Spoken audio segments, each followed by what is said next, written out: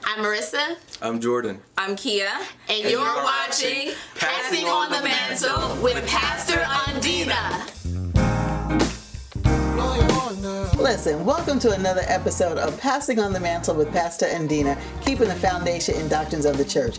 And I absolutely have the wonderful privilege of sitting here with these three wonderful young people, and we're going to sit and talk about just a plethora of things. So what I'm going to do now, I'm going to have them introduce themselves and their profession, starting over here. Hello, everyone. My name is Marissa Phelps, and I am a 5th grade math teacher in the city of Newark, New Jersey. Hello, I'm Jordan Corley. I'm a full-time college student at Millersville University, majoring in law. Hello, my name is Kia, and I work on Wall Street as an executive assistant to the CEO of a magazine company. Wonderful. So now we're sitting here because not only are they professionals, but they also are born-again Christian believers, and they are members of 170 Adelphi Street, Institutional IIM. Institutional International Ministries, formerly the Institutional Church of God in Christ, located 170 Adelphi Street in Brooklyn, New York, where the founder was Bishop Carl Sr., and now currently we have Pastor Alex L. Williams. Yes!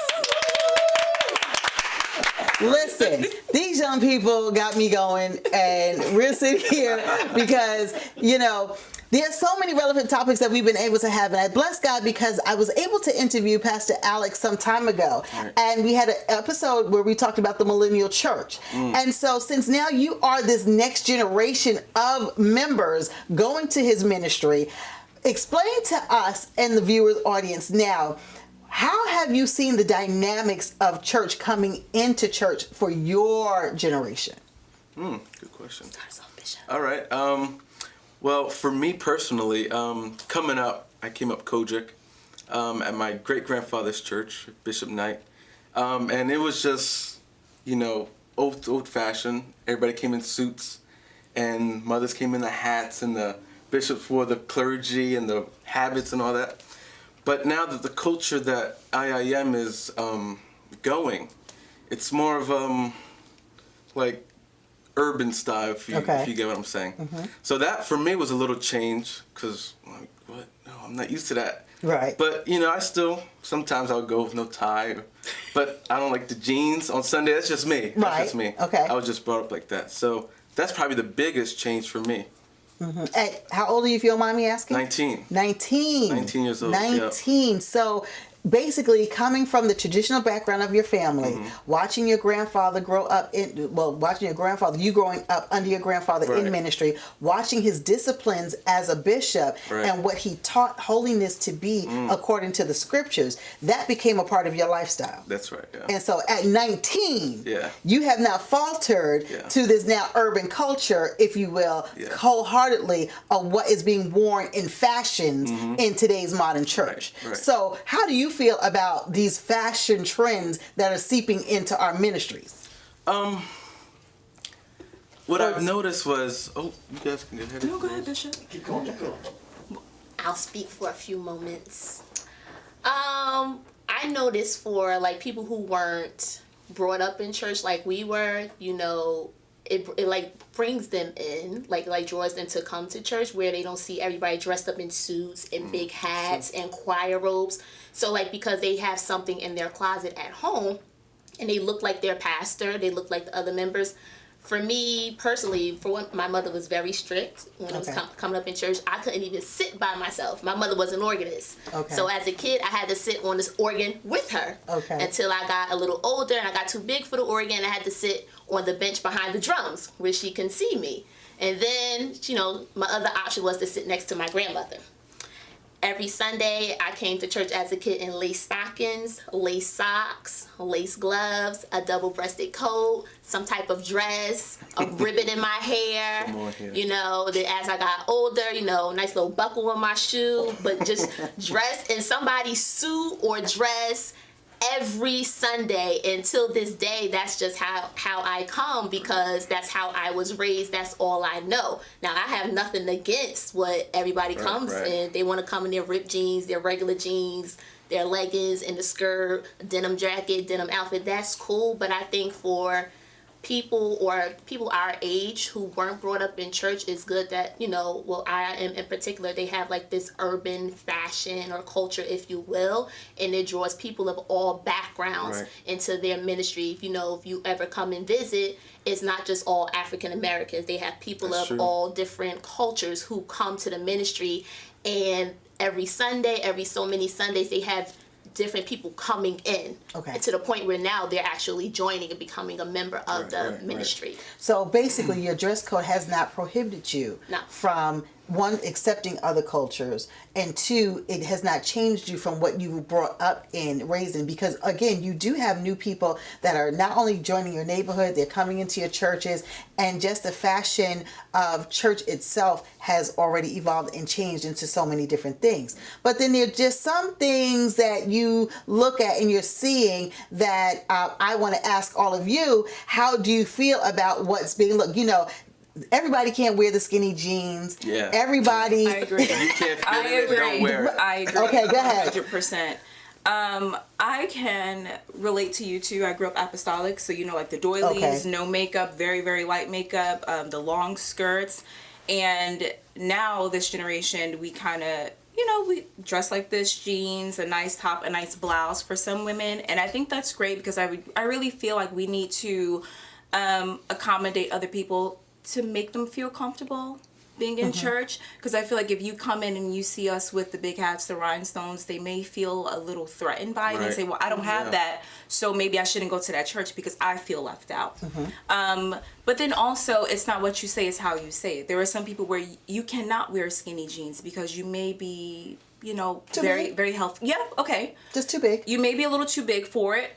And in that essence, it's like, okay, well, we can have someone kind of tell you in a nice way, like, you know, maybe if you try this outfit or this style, that will work better for you. It's okay to wear jeans. It's okay to, you know, wear your cute blouse, but let's, you know, kind of move it around so that way it's like it's not too much and it's not revealing, and it's not taking the attention off of the word and the speaker that's, you know, delivering what God is saying, and people are looking at you, because that's not where we're at church either. Now, all of you have referenced the big hats, the rhinestone hats, and you've all seen the first lady sitting on the front row that are wearing those types of outfits. Do you feel that there is an outdated view of fashion compared to what our parents and grandparents wore to what now you're seeing the newer first ladies wearing? For me personally, I feel like, I don't want to say outdated, but I feel like it's a tradition thing, like a culture thing. Okay. I feel there are certain Sundays where maybe, like if we have an anniversary or a big service, then I think it's okay to wear the big hat and get dressed up with the rhinestones. But on a regular Sunday morning, I think that dressing down would be appropriate as well. So I wouldn't say that it's outdated, but I think just when it's necessary. Because, you know, even me, that was our Sunday dress. You know, you had your mink coat on or your mink shawl, you had your gloves, your purse, your shoes, your outfit, your hat, and that was considered Sunday dress. So Sunday dress and I was born in 1969. So, you know, Sunday dress with my grandmother's age was, you know, that's what they taught us. That was proper Sunday attire. I mean, there was a time when men every day, they wore their suits and a hat, you know, going to work, and or even if they was going to a baseball, football game or whatever, they were suited up. So what happened to that in this now time? Do you feel that is older, or do we need to bring some of those traditions back to say, you know what, because you can't wear the skinny jeans, but there are outfits for you to wear that's appropriate for work, that's appropriate for play, and that is appropriate for church. Right. Well, I can say with that, well, for the gentleman's point of view, that I love to dress up. You know, I don't mind putting on some cufflinks. You know, a nice tie. That's on. you. That's just me. I can wear that every single day. That's just me, but not every guy is like me. But yeah, that's just me. I personally, the big hats and the rhinestones, I love it. So I was the type of kid where if I saw that on a Sunday morning, I saw an outfit that a first lady had on, Mom, can we go to the mall? I wasn't going to look for the exact same outfit, but something similar, which is why I love all this bling bling now. Anything sequins, I love. But that's because that's what I saw growing up. So that's what I like. I don't think it's old. I don't think it's outdated. But like as it was stated before, it was just a tradition. And some people are just going to keep that going because that's just them. So do you feel the First Lady sets the tone of fashion for the church? Yes. I Absolutely, 100%. I Really? think so. Yes. Why? I feel like they do.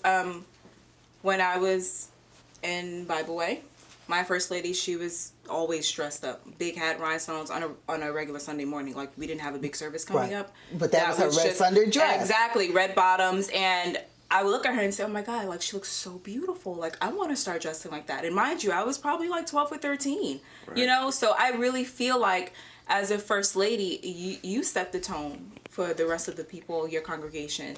They look up to you. They follow you. Even for the men. I think the pastors and the first ladies. Absolutely. Yeah.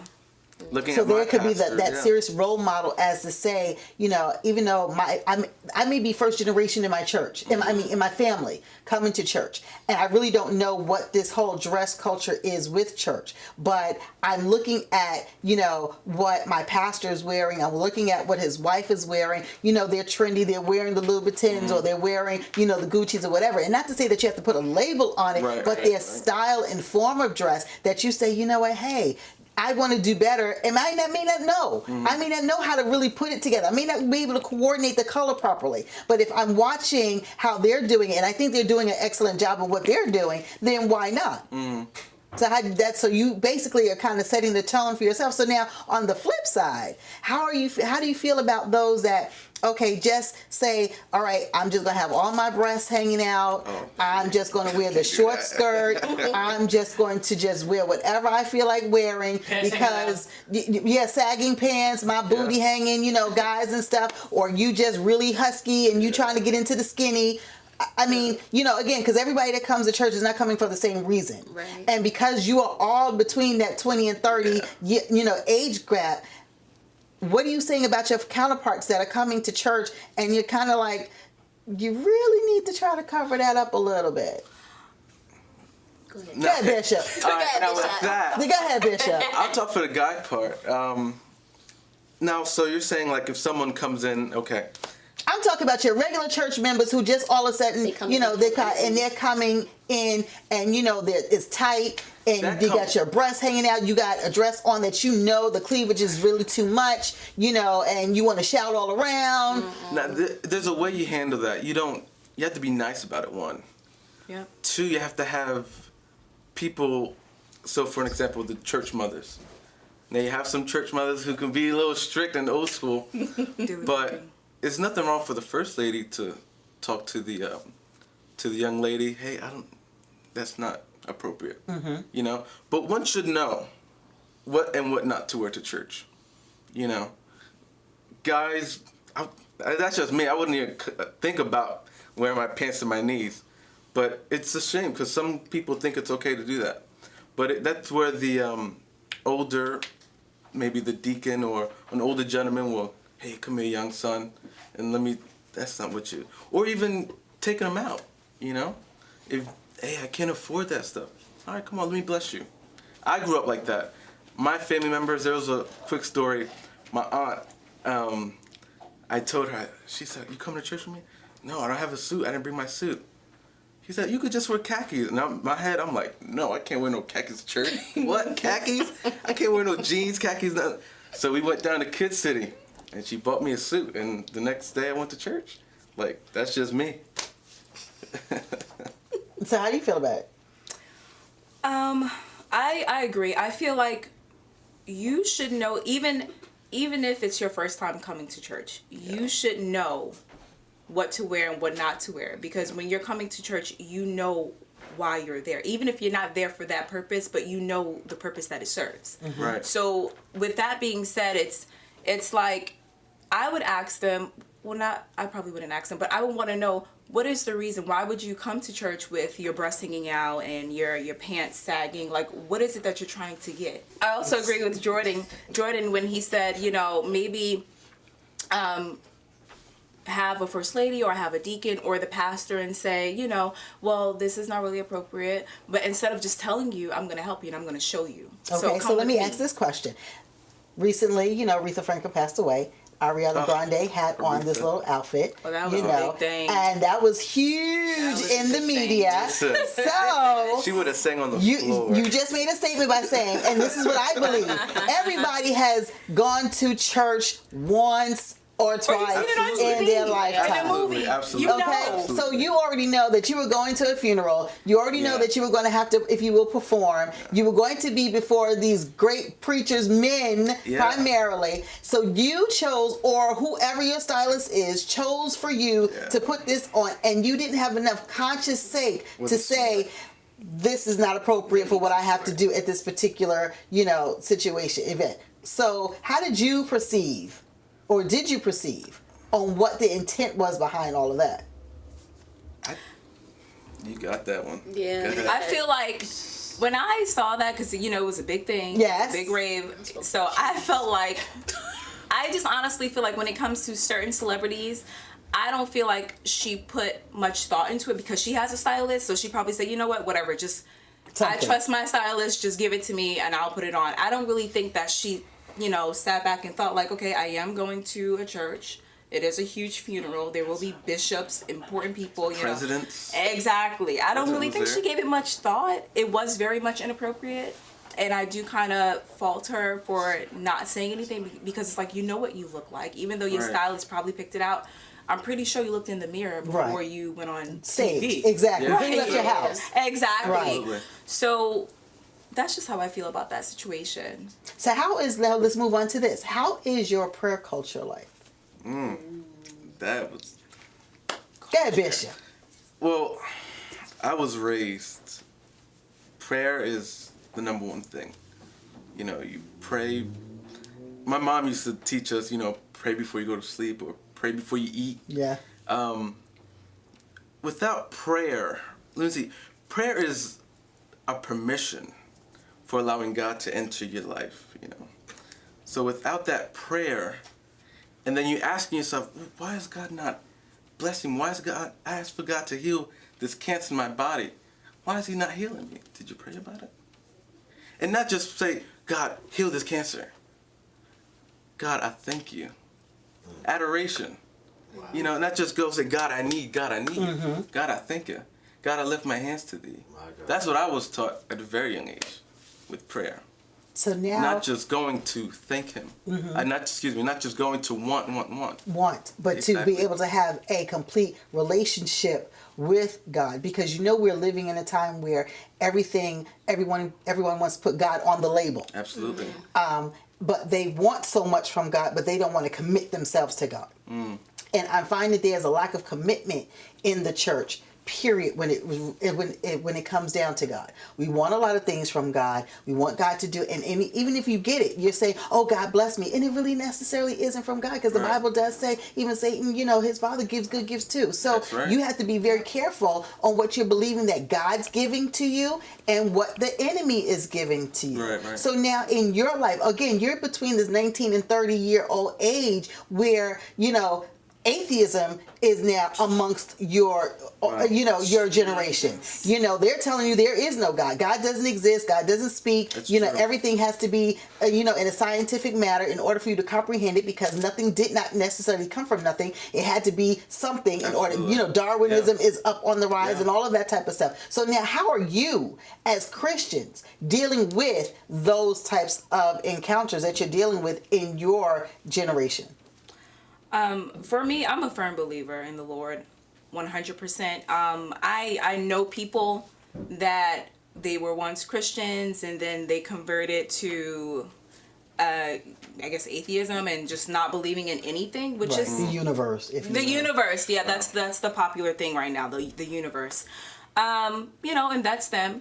I know for me personally, prayer changes things, and without prayer in my life. I'll just tell you this. It's very important for me to wake up in the morning and pray before I start my day. And I know that it works because, and it doesn't mean that when you pray, my day is going to be perfect, nothing is going to happen, Right.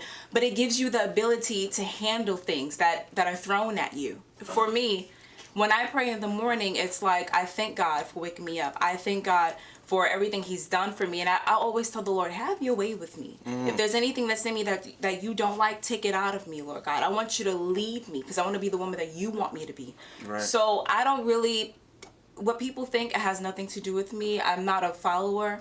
I'm a leader, and I believe in my Lord and Savior Jesus Christ, and I know that prayer works, and without prayer, I don't know where I would be right now. Ditto. And what about you, Bishop? On prayer? Oh, well, like what she said, it's just, I just thank God for my foundation. Or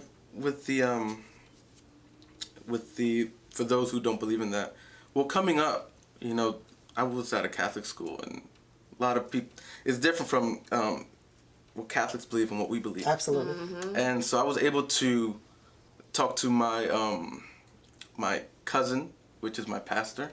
I was able to talk to my grandmother when she was here, and just have conversation. Well, what is this and what is that? And she said, "Baby, let me talk to you." And yeah, that's how that was. And So it was good for you to canceling have out. somebody else that you were able to Exactly. actually get wisdom on how you, because you're 19. So I'm people will young. feel that Right. you're too young to have an Let me experience pour like this that. negativity in them. Exactly. Yeah. And because Right. now you're intellectual and everything again is more intellectualizing God than it is Right. believing that a God exists that you cannot see. Right. You know, so I understand where you would need to pull on someone that has more wisdom Right. than you to Absolutely. be able to fortify yourself so that when you are at school, and especially in a Catholic school, Yeah. and you may be the only Christian in a Catholic school, absolutely. to be able to say, I stand for Jesus. I believe in the death, resurrection of the Lord Jesus Christ, and this is what I believe. You hail to Mary, that's what you do. Right. But this is why I believe what I believe. And because I do is because you had someone teaching you what the Word of God is and pouring that in you, where that you would be able to properly, you know, stand in the faith of what you believe and not be swayed Yeah. from what you believe to something else. Yes. So I agree with what is said.